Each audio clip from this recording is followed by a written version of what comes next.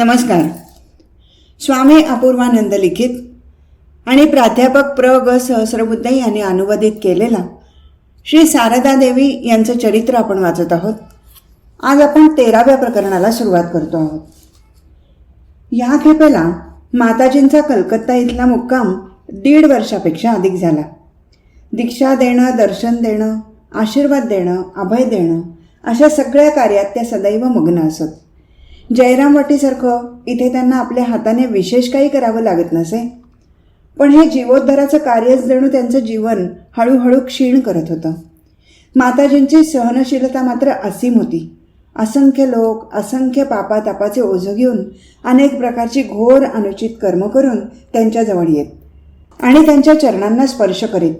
त्यामुळे त्यांच्या शरीराचा दाह होत असे, परंतु त्या सगळं काही शांतपणे सहन करत होत्या. एक दिवस संध्याकाळी दर्शन प्रणाम आदी झाल्यावर माताजी पडवीत बसून गंगाजलाने गुडघ्यापर्यंतचे आपले पाय वारंवार धुत असल्याचं एका सेवकाने पाहिलं. त्यांनी जेव्हा त्याचं कारण विचारलं तेव्हा माताजींनी उत्तर दिलं, आता यापुढे कोणालाही माझ्या पायावर डोके ठेवून प्रणाम करू देऊ नकोस. जगातली सगळी पापं येऊन चिकटतात. माझ्या पायांचा नुसता भडका उडतो, मग पाय धुत बसावं लागतं. म्हणूनच तर रोग मागे लागला आहे. आता सगळ्यांना दुरूनच प्रणाम करायला सांगा. आहा. आणि दुसऱ्या क्षणी ती दयामय माता म्हणाली, हे सगळे शरदला सांगू नकोस बरं का, नाहीतर तो सगळ्यांचे प्रणाम करणंच बंद करून टाकेल. एक भक्त दीक्षा घेण्यासाठी आला. तसं पाहता त्याचे कुलगुरू हयात होते. ते ऐकून माताजी त्याला म्हणाल्या, कुलगुरूंवर खऱ्या गुरुप्रमाणे श्रद्धा ठेवून त्यांची वार्षिक प्राप्ती जर तू काही वाढवणार असशील तर मी तुला दीक्षा देते. त्या म्हणत असत, कुलगुरूंना आपल्याला काही मिळेल अशी आशा असते, ती त्यांची प्राप्ती बुडवणं चांगलं नाही. मला काही हवं आहे, काही नको. त्यांच्याजवळ भक्तिभावाने येऊन गुरुदक्षिणा म्हणून केवळ एक हिरडा देऊन अनेक लोकांनी मुक्तिमंत्र प्राप्त केला होता. त्या भक्ताने माताजींचं म्हणणं मान्य केलं. दीक्षा देतेवेळी माताजींनी विचारलं, तुम्ही शाक्त आहात की वैष्णव? भक्ताच्या उत्तरानुसार त्यांनी त्याला महामंत्र दिला. दीक्षेनंतर 1 आठवडाभर भक्त अगदी आनंदमग्न असायचा. नंतर त्या भक्ताला कळलं की माताजींनी त्याला जो मंत्र दिला तोच त्याच्या कुलाचा मंत्र होता. एके दिवशी संध्याकाळी बागबाजार मठात पूजागृहाच्या बाजूच्या पडवीत माताजी जपमाळ घेऊन जप करायला बसल्या होत्या. समोरच्या मैदानात जवळच मजूर लोक राहत असत. त्या संध्याकाळच्या वेळी त्या वस्तीतल्या एका माणसाने बहुधा दारूच्या नशेत धुंद होऊन आपल्या बायकोला खूप बडवायला सुरुवात केली. पहिल्यांदा बुक्के मारले, मग थपडा मारल्या, मग अशी जोराने लाथ मारली की बिचारी कडेवरच्या मुलासकट अंगणात जाऊन पडली. ती बाई जोरजोराने रडू ओरडू लागली. तेव्हा त्याने तिला आणखी लाथा हाणल्या. माताजींचा जप बंद झाला. ते सगळं त्यांना असह्य झालं. नेहमी तोंडावर पदर ओढून घेणाऱ्या माताजी, ज्यांचा आवाज कधी त्या खोलीतल्या खोलीत ऐकू येत नसे, अशा माताजी एकदम खिडकीपाशी उभ्या राहिल्या आणि रागाने ओरडल्या, अरे ए नानवटा, काय बायकोला अगदी ठारच करायचं बेत आहे की काय तुझा, खुनी कुठचा? रागाने बेभान झालेल्या त्या मजुराने एकदा वर मान करून माताजींकडे पाहिलं आणि लगेच मान खाली घातली. मारणं बंद करून एखाद्या अपराध्यासारखा तो तिथून गुपचूप निघून गेला. जणू एखाद्या सापाच्या मस्तकावर कोणी मंतरलेली माती टाकावी तसं झालं. माताजींचं असं दैवी उग्ररूप क्वचित प्रकट होत असे, पण एकदा का त्याने उग्ररूप धारण केलं की 4ही दिशा थरथर कापू लागत. सगळ्यांच्या अंतःकरणात भीतीचं वादळ थैमान घालू लागायचं. माताजी जयराम वाटीला असते वेळची गोष्ट. कामारू पुकूरला श्री रामकृष्णांचा पुतण्या शिवराम याच्या बायकोने आपल्या पतीच्या अनुपस्थितीत कोणाला न कळू देता जरा हलक्या कुळात आपल्या मुलीचं लग्न ठरवून टाकलं. त्यात गावचे जमीनदार लहामंडळींचाही हात होता. शिवरामचे मोठे भाऊ रामलाल यांची या गोष्टीला मुळीच संमती नव्हती. कुलाची मर्यादा राखण्यासाठी काही भक्त पुढे सरसावले आणि कड्या कुलपात लपवून ठेवलेल्या त्या मुलीला त्यांनी मोठ्या कौशल्याने पळवलं आणि जयराम वाटीला आणलं. माताजींनी शांतपणे सगळ्या गोष्टी ऐकून घेतल्या. मोठे भाऊ रामलाल यांच्या संमतीनेच मुलीला इकडे आणण्यात आलं आहे हे कळताच त्यांनी सुटकेचा श्वास सोडला आणि भक्तांनाही घाबरू नका म्हणून सांगितलं. त्यावर एक भक्त म्हणाला, पण ह्यामुळे लहान मंडळी असंतुष्ट होतील आणि कामारू पुकूरला आपण ठाकूरांचे मंदिर बांधणार आहोत, त्यात बाधासुद्धा आणतील. त्यावर दुसरा भक्त म्हणाला, आणू देत बाधा, तिथे नाही झालं मंदिर म्हणून काही बिघडणार आहे थोडंच. जगात आणखी पुष्कळ जागा आहे म्हणावे, मंदिर बांधण्याची काय एवढी चिंता बाळगायची. ते बोलणं ऐकून माताजी दचकल्यास. त्या म्हणाल्या, हे काय बोलणं झालं? कामारूपुकूर ठाकूरांचं जन्मस्थान आहे, पुण्यस्थान आहे, महापीठ आहे, तीर्थभूमी आहे. त्यासंबंधी असं उपेक्षेने बोलणं शोभतं का? शिवरामची बायको जरा लहरी होती. रागाच्या भरात ती कुठे घराला आग न लावून देव. भक्तांचं असं बोलणं ऐकून माताजींच्या हृदयात एक अद्भुत भावांतर घडलं. त्यांनी एकदम रुद्रावतार धारण केला. त्यांचा चेहरा, त्यांचे डोळे, सगळं काही एकदम बदललं.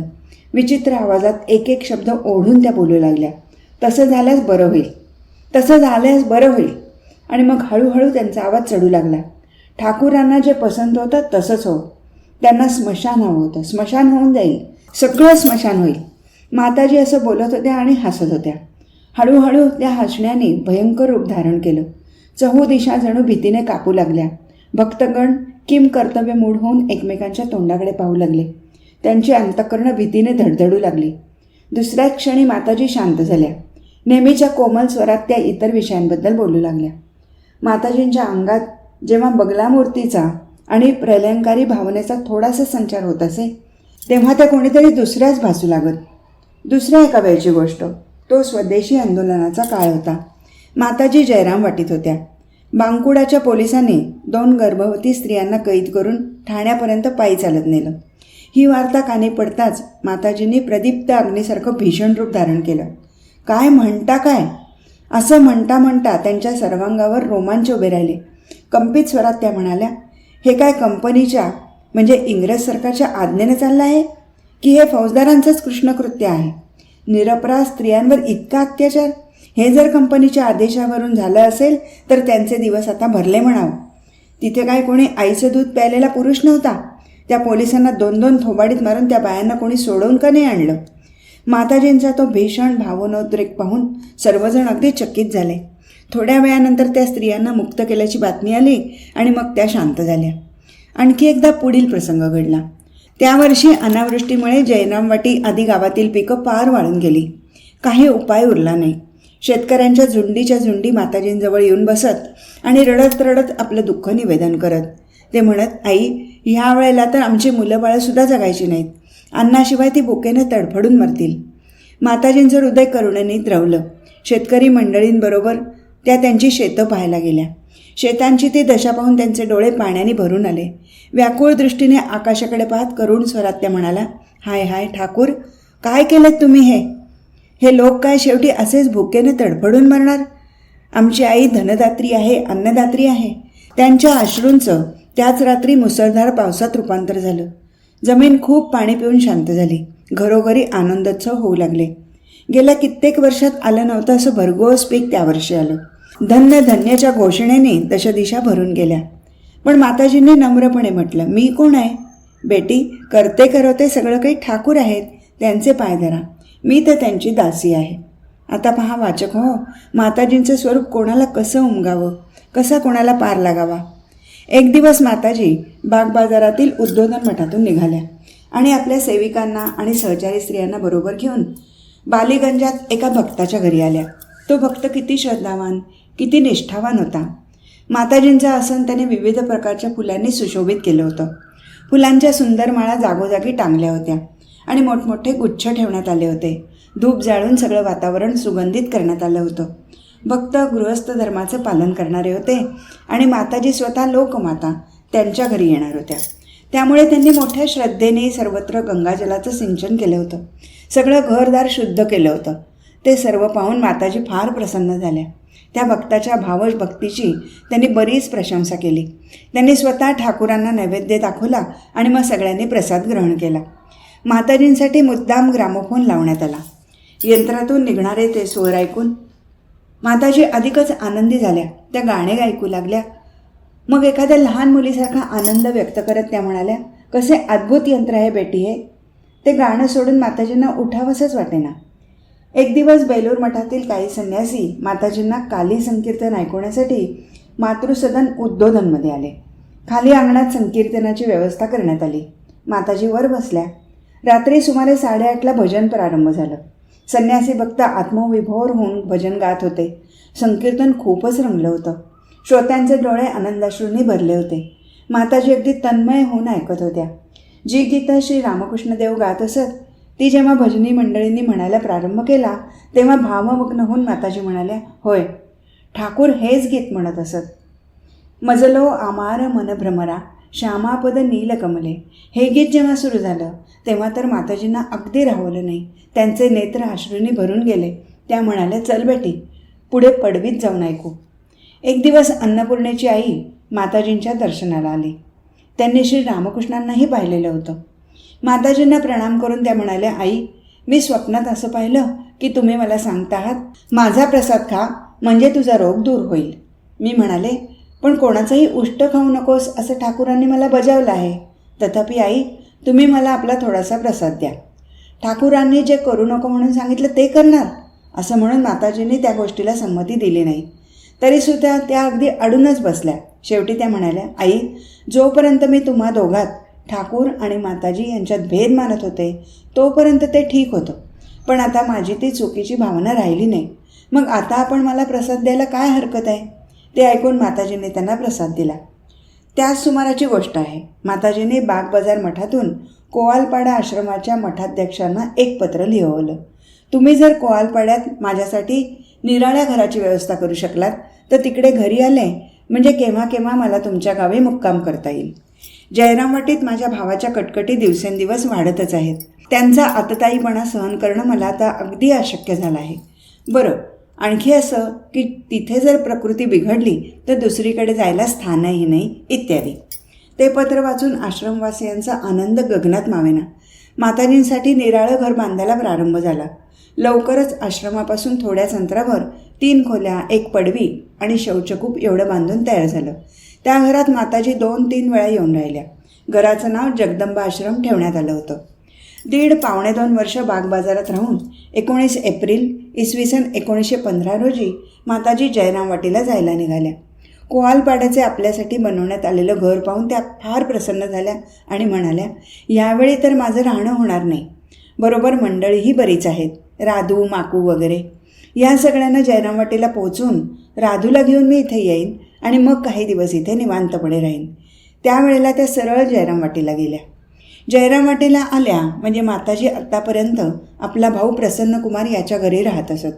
भावाचाही परिवार हळूहळू वाढत होता. तिकडे माताजींकडे येणाऱ्या जाणाऱ्या भक्तांची संख्याही सारखी वाढत होती. भावाच्या घरी माताजींना अनेक गैरसोयी सोसाव्या लागत. विशेषतः भक्तमंडळीची फारच गैरसोय होत असे. ही अडचण दूर व्हावी या दृष्टीने माताजींच्या इच्छेनुसार स्वामी सरदानंद आदी मंडळींनी खूप परिश्रम करून जवळजवळ 2,000 रुपये जमवले आणि माताजींसाठी मातीचं एक स्वतंत्र घर, जगद्धात्रीचा पूजा मंडप, भक्तमंडळीची बैठक, स्त्रियांची राहण्याची जागा, स्वयंपाकघर अशा सगळ्या सोयींनी युक्त असं घर बांधलं. जयरामवाटीजवळ असलेल्या शिरोमणीपूर नामक गावात मुसलमानांची बरीच मोठी वस्ती होती. ते लोक पूर्वी रेशमाचे किडे पाळून रेशीम काढून आपला उदरनिर्वाह करत असत. त्यामुळे त्यांना तुत्तीय मुसलमान म्हणत. पण पुढे त्यांनी चोऱ्या, वाटमाऱ्या, डाके हा उद्योग आरंभला. आसपासच्या गावातील लोक त्यांना फार भीत असत. माताजींचं घर बांधण्याच्या कामावर पुष्कळसे तुत्तीय मुसलमान आले होते. त्यांना पाहून सुरुवातीला गावातील लोक खूप घाबरले. पण पुढे त्या लोकांची शांत वागणूक बघून जयरामवाटीचे रहिवासी आपापसात कुजबुजू लागले. अरे बाबा, माताजींच्या कृपेने चोर डाकूसुद्धा भक्त बनले. अहमद नावाचा एक तुत्या मुसलमान होता. तो डाकू होता. घर बांधण्याच्या कामावर त्याला देखील लावून घेतलं होतं. एके दिवशी माताजींनी त्याला आपल्या पडवीत जेवायला बसवलं. त्यांची भाची नलिनी वाढत होती. ती अमजदच्या पानात दुरून दुरून खाद्यपदार्थ टाकत होती. ते पाहून माताजी म्हणाल्या, हे ग काय, अशा वाढण्याने का कोणी पोटभर जेवू शकेल? तुला नाही वाढता येत तर आण, मी वाढते. अमजदचं जेवण झाल्यावर माताजींनी आपल्या हाताने ती जागा स्वच्छ केली. ते पाहून नलिनी म्हणाली, आत्या, हे काय, मुसलमानांचं उष्ट काढलंस? जात बुडाली आता तुमची. आणखी ती काही बडबडू लागली. तेव्हा माताजींनी तिला दरडावून सांगितलं, जसा शरत म्हणजे स्वामी सरदानंद माझा मुलगा आहे तसाच हा अमजद देखील आहे. खरोखरच त्या सर्वांची आई होत्या. माताजी म्हणत असत, मनुष्य मात्रात काही ना काही दोष असतोच, परंतु त्याचे सद्गुणात परिवर्तन करता येतं हे किती लोक जाणतात. ज्या व्यक्तीकडे कोणाचं लक्ष नसे, जिला कोणी आपल्या जवळसुद्धा फिरकू देत नसे, अशा व्यक्तीवर नेमका माताजींचा स्नेहवर्षाव विपुल प्रमाणात होत असल्याचं आढळतं. त्या व्यक्तीने केलेल्या कुकर्माची माताजींना पूर्ण जाणीव असे, परंतु क्षमाबुद्धीने त्या तिला अभयदान देत. वाईट कर्म करणाऱ्या व्यक्तीवर आपल्या दिव्य प्रेमाचा वर्षाव करून त्या तिला देवत्वाकडे नेत. एकदा एक तरुण भक्ताच्या हातून काही वाईट कृत्य घडलं. काही विशिष्ट भक्तांनी माताजींजवळ जाऊन त्यांना सगळी हकीकत सांगितली आणि त्या तरुणाला त्यांनी आपल्या जवळसुद्धा येऊ देऊ नये अशी विनंती केली.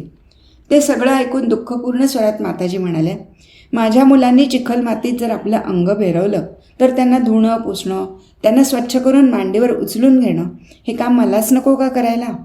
माताजींची ही क्षमाशील वृत्ती, प्रेमळ वृत्ती अशी असे. कुकर्मावर गेलेल्या बालकांना तीच सन्मार्गावर आणत असे. बालकांचं रक्षा कवच होतं. कोणत्याही संकटपूर्ण मार्गावर त्यांचं त्यामुळे संरक्षण होत असे. एके दिवशी एका तुत्या मुसलमानाने आपल्या दारच्या केळीची काही पिकली केळी आणली आणि ती माताजींपुढे ठेवून तो म्हणाला, आई, ठाकूरांसाठी आणली आहेत, तुम्ही ठेवून घ्याल ना? माताजींनी हात पुढे करून म्हटलं, अवश्य घेईन बेटा, आण इकडे. ठाकूरांसाठी आणली आहेत ना? अवश्य घेईन. एक भक्त स्त्री जवळच उभी होती. ती म्हणाली, ते चोर लोक आहेत, आपल्याला माहीत आहे. मग त्याने आणलेली वस्तू ठाकूरांना कशी द्यावी? माताजींनी तिच्या बोलण्याकडे लक्ष न देता त्या मुसलमानाला मुरमुरे आणि मिठाई द्यायला सांगितलं. तो गेल्यावर माताजींनी त्या भक्त स्त्रीची कानउघाडणी केली. मग गंभीरपणे त्या म्हणाल्या, कोण चांगला कोण वाईट ते मी जाणते. माताजी एकदा म्हणाल्या होत्या, मी चांगल्याची आणि वाईटाची दोघांचीही आई आहे. इतकंच काय, पण इतर जीवजंतूंना देखील माताजींच्या दैवी मातृस्नेहाचा लाभ मिळत असे. त्यांना देखील माताजी आपलं स्नेहस्वरूप जननीच होत्या. माताजींनी एक पोपट पाळला होता. त्याचं नाव त्यांनी ठेवलं होतं गंगाराम. माताजींचा त्या प्राण्यावर किती जीव होता. त्या कधी त्याला राधेकृष्ण रामराम म्हणायला शिकवत तर कधी गंगाराम म्हणून हाक मारत. ती ऐकून पोपट मा म्हणून साथ घालायचा. सगळ्यांचं मा ऐकून तो पोपटसुद्धा माताजींना मा म्हणू लागला. माताजी विडा खात असल्या की पोपट हाक मारायचा, मा मा. पोपटाच्या हाक मारण्याचा उद्देश ओळखून त्या लगेच पिंजऱ्याजवळ येत आणि पिंजऱ्याच्या तारातून जीभ पुढे करून पोपटाला आपल्या तोंडातला विडा देत. माताजी पूजा करून बाहेर आल्या की लगेच गंगाराम मा मा म्हणून हाक मारायचा. पूजा आटोपल्यावर माताजी आपल्या हाताने त्याला फळं, मिठाई वगैरे प्रसाद खाऊ घालायच्या. गंगारामवरील माताजींचं प्रेम पाहून काही भक्तांना त्याचा मत्सर वाटत असे. ते म्हणत असत, अरे अरे, आम्हाला जर गंगारामचा जन्म घेता आला असता तर काय छान झालं असतं. माताजींनी एक मांजर पाळली होती. एक दिवस ती एका ब्रह्मचार्याच्या अंथरुणावर व्याली. ते पाहताच माताजींनी लगेच चादर वगैरे कपडे साबणाने स्वच्छ धुतले. तरीही त्यांना धास्ती होतीच की हे त्या ब्रह्मचार्याला कळून तो त्या मांजराची खबर न घेऊ. म्हणून त्या ब्रह्मचार्याची भेट होताच त्या आधी त्याला म्हणाल्या, त्या मांजरीला काही करू नकोस बरं का, ती बिचारी नेहमी तिथेच खाते, इथेच राहते, त्यासाठी ती कुठे जाणार बरं. जयरामवाटीत एके दिवशी अगदी पहाटेच्या वेळी एक वासरू हम्मा हम्मा करून ओरडू लागलं. तो स्वर ऐकतात माताजींचे प्राण व्याकुळ झाले. आले बरं बेटा, आत्ता आले, त्याला सोडून द्यायला हवं असं म्हणत म्हणत त्यांनी वेगाने धावत जाऊन त्या वासराचं दावं सोडलं. राधूने पाळलेल्या मांजरीवर माताजींचं फार प्रेम होतं, पण ती चोरून खात पीत असे. त्यामुळे ब्रह्मचारी सेवक तिच्यावर फार चिडलेले असत. एकदा त्यांनी तिला पकडलं आणि दूर फेकून दिलं. ते पाहून माताजींचा चेहरा पार उतरला. मांजरीचा अपराध होता चोरून खाणं. माताजी ब्रह्मचार्याला समजावू लागल्या, बेटा, चोरी करणं तर त्यांना धर्मच आहे, त्यांना प्रेमाने बोलून कोण खायला घालणार आहे. कलकत्त्याला जाण्यापूर्वी त्या ब्रह्मचार्याला बोलवून माताजी त्याला म्हणाल्या, ज्ञान, पहा बेटा, मांजरांवर नीट लक्ष ठेव, त्यांना दुसऱ्यांच्या घरात जाऊ देऊ नकोस, नाहीतर शेजारी पाजारी आपल्याला वाईट म्हणतील. आणि मग थोड्या थांबून त्या म्हणाल्या, आणि बघ, त्यांना मारू बिरू नकोस हो, त्यांच्या अंतर्यामी देखील माझाच वास आहे. पुराणात अशी गोष्ट आहे की एक दिवस गणपतीने एका मांजरीला मारलं. आपल्या आईजवळ, जगन्माता पार्वतीजवळ जेव्हा ते आले तेव्हा त्यांना तिचं सारं अंग ठेचकाळलं असून ती विवळत आहे असं दिसलं. हे काय, आईची अशी स्थिती कशाने झाली, कोणी केलं हे? त्यांना क्रोध आला. त्यांनी त्याबद्दल आईला विचारलं. जगन्मातेने त्यांची समजूत घातली, बेटा, तू त्या मांजरीला मारलं नाहीस का? अरे शेवटी ती देखील माझंच रूप ना. ते ऐकून गणपतीला आपल्या कृत्याची लाज वाटली आणि पश्चाताप झाला. इसवी सन 1907 प्रसंग. जयरामवाटीत असताना एका बालकाने माताजींना विचारलं, तुम्ही काय सगळ्यांची आई आहात? माताजींनी उत्तर दिलं, हो. त्या बालकाने पुन्हा विचारलं, या सगळ्या अनेकानेक जीवजंतूंची देखील? माताजी म्हणाले, हो, या सगळ्यांची देखील मीच आई आहे. माताजींचं नवं घर तयार झाल्यावर 15 मे 1916 रोजी विधिपूर्वक गृहप्रवेश आदी कार्यक्रम झाले. माताजी आपल्या सेवक मंडळींसह आणि सहचरींसह नव्या निवासस्थानी आल्या. मुक्तीची इच्छा घेऊन येणाऱ्या संन्यासांसाठी आणि संसार तापाने पोळलेल्या गृहस्थ बालकांसाठी एक चित्त शांतीचं निवांत स्थान झालं. नव्या घरात प्रवेश झाल्यानंतर सुमारे 1.5 महिन्यांनी स्वामी सरदानंद जयराम वाटीला आले आणि माताजींना कलकत्त्याला घेऊन गेले. ही गोष्ट 6 जुलै इसवी सन 1916 रोजी घडली. त्याग हा श्री रामकृष्णांच्या जीवनाचा मूलमंत्र होता. एक दिवस कोवालपाडा इथे असताना तिथल्या आश्रमाच्या अध्यक्षांनी माताजींना विचारलं, आई, ठाकूर या अवतारात सर्व धर्माचा समन्वय शिकवून गेले, तर का हीच नवी गोष्ट जगाला देण्यासाठी त्यांचं आगमन झालं होतं? थोडा वेळ मौन राहून माताजी म्हणाल्या, ऐक बेटा, त्यांनी समन्वय भावनेचा प्रचार करण्यासाठी सगळ्या धर्ममतांची साधना केली होती असं काही मला वाटत नाही. ते तर सदा सर्वदाच भगवत भावनेत मग्न असत. ख्रिस्ती, मुसलमान वगैरे ज्या ज्या प्रकारे साधन भजन करून त्या परमवस्तूची प्राप्ती करतात, त्या सगळ्या साधनांचा अवलंब करून ते भगवंताच्या अनंत लीलेचा आस्वाद घेत असत. दिवस आणि रात्र कसे उगवत कसे मावळत याचं देखील त्यांना कधी भान नसे. पण बेटा, मुख्य गोष्ट तुझ्या लक्षात आली का? त्याग हेच त्यांचं ह्या युगातील वैशिष्ट्य होय. असा अगदी सहज त्याग अन्य युगात कुठे दिसतो बरं? तू जे सर्व धर्म समन्वयाचं म्हटलंस ना, ते देखील योग्यच आहे. अन्य अवतारात कोणत्या तरी एका धर्मभावाला प्राधान्य असे, त्यामुळे इतर धर्मभाव झाकले जात असत. त्यागाच्या बाबतीत विशेषतः संन्याशांसमोर बोलताना श्री रामकृष्ण कामकांचन त्यागाचा उपदेश देत. सर्व प्रकारच्या कामनांचा त्याग गृहस्थांना ते सांगत. संसार करा, पण अलिप्त बुद्धीने. एखादी बड्या घरची मोलकरीण असते ना, तसा ती बाई आपल्या मालकाच्या मुलांचं अगदी स्वतःच्या मुलांसारखं कोडकौतुक करते. पण मनातल्या मनात तिला ठाऊक असतं की हे सगळे आपले कुणी नाहीत. त्याप्रमाणे या अनित्य जगात स्त्री पुत्रादी परिवारासंबंधीचं आपलं कर्तव्य करीत असावं. परंतु हे सगळं आपले कोणी नाहीत, सर्वजण भगवंताचे आहेत अशी अंतकरणात खूणगाठ बांधावी. सगळ्यांना सांभाळायचं, पण अलिप्तपणे. म्हणूनच निर्माण मोह अशा माताजींच्या जीवनात आपल्याला वरील सिद्धांताचा सर्वश्रेष्ठ आदर्श बघायला मिळतो. जगाच्या ह्या रंगभूमीवर उत्कृष्ट अभिनय कसा करावा ते आपण त्यांच्या जीवनावरून शिकू शकतो. माताजी जितसंगदोष होऊन या जगात वावरत होत्या. माताजींच्या जीवनाचा प्रधान आदेश देखील काम कांचन त्याग हाच आहे. श्री रामकृष्णदेव संन्यासी शिष्यांना सांगत असत, स्त्रीचं चित्रसुद्धा पाहू नका. माताजीसुद्धा संन्यासांना असाच उपदेश देत. एखाद्या गृहस्थ भक्ताला देखील माताजी तसाच त्यागाचा उपदेश करीत. एका बालविधवेला त्यांनी बजावलं होतं, ऐक बेटी, पुरुषावर कधीही विश्वास ठेवू नको. ती भक्त स्त्री सासरी जात असल्याचं जेव्हा त्यांनी ऐकलं तेव्हा त्यांनी तिला मुद्दाम सावध केलं, कोणाबरोबर जास्त संबंध वाढवू नकोस. कोणाचा जावई येवो की आणखी कोणी येवो, आपण कोणाशी अधिक संबंध ठेवू नये. मना आपल्याच रंगात रंगून जा, कोणाकडे जाऊ नको. ठाकूरांना ओल्या खोबऱ्याचे लाडू फार आवडत असत. गावी गेल्यावर ठाकूरांना त्यांचा नैवेद्य दाखव, त्यांची सेवा जपध्यान हे सर्व वाढव आणि त्यांच्याच ग्रंथाचं वाचन करत जा. कोणाच्या तरी मुलाला आपल्याजवळ ठेवून घ्यावं, त्याला पाळावं पोसावं अशी त्या अपत्यहीन विधवेला इच्छा झाली. ते कळल्यावर माताजी तिला म्हणाल्या, असं काही एक करू नको. ज्याच्यासाठी जे करणं योग्य असेल ते करत जा, पण प्रेम करायचं ते भगवंतावरच, इतर कुठेही जीव लावू नकोस. त्याच भक्त स्त्रीने एकदा तीर्थयात्रेला जाण्याची इच्छा दर्शवली. तीर्थयात्रा म्हणजे तसं पाहता पुण्यकार्यच आहे. स्वतः माताजी अनेक तीर्थक्षेत्री गेल्या होत्या आणि तिथे राहिल्या होत्या. पण या बालिकेला त्यांनी निराळाच सल्ला दिला.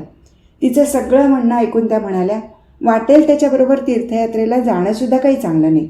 तुझ्याजवळ जर काही पैसे असतील तर 10-20 ब्राह्मणांना जेवू घाल. जवळच एक स्त्री बसली होती. तिच्याकडे बोट दाखवून माताजी म्हणाल्या, ही पहा, ही इथे बसलीच आहे. ही तीर्थाटनाला गेली होती. पहा कशी ठेच खाऊन आली आहे ती. तीर्थगमन दुःख भ्रमण मना उतावेळी होऊ नको रे. घरीच बसूनही साधन करीशी, तीर्थाहुनी फल अधिक करे. आश्रित बालकांच्या आध्यात्मिक कल्याणासाठी माताजींना किती खपावं लागायचं, किती त्या सगळ्यांची काळजी व्हायच्या याचा विचार केला म्हणजे आजही आपण चकित होऊन जातो. नाना प्रकारे ते आपल्या बालकांचं संरक्षण करत असत.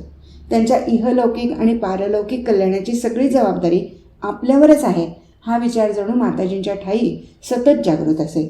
वर्तमान युगातील सर्व देशातील विद्वान संबंधी श्री रामकृष्णांच्या वाणीत आपल्याला एक अर्थपूर्ण संकेत आढळतो.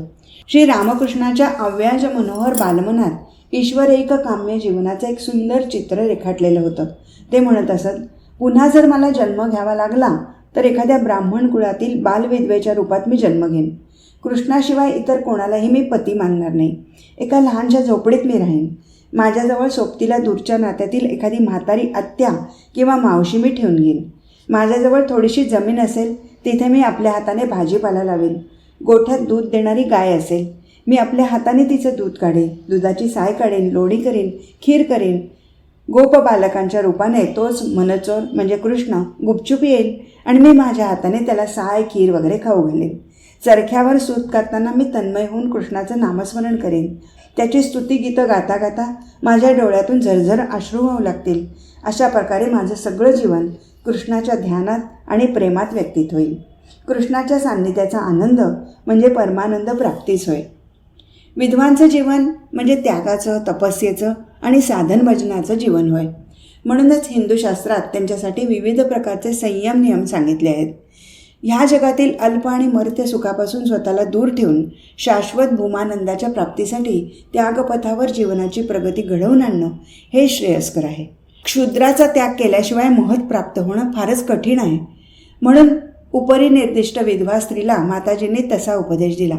जीवनातील महान व्रताचं पालन एकाग्र चित्ताने कसं करावं आणि त्याला अनुकूल असं वातावरण कसं निर्माण करावं यासंबंधीचं दिग्दर्शन माताजींनी त्या सुंदर उपदेशात केलं आहे. विशेषतः श्री शारदा देवींच्या मुखातून तो उपदेश निघालेला असल्यामुळे त्यात विधवांच्या चिरइप्सित अंतर्जीवनाची दिव्य शोभाच जणू प्रकट झाली आहे.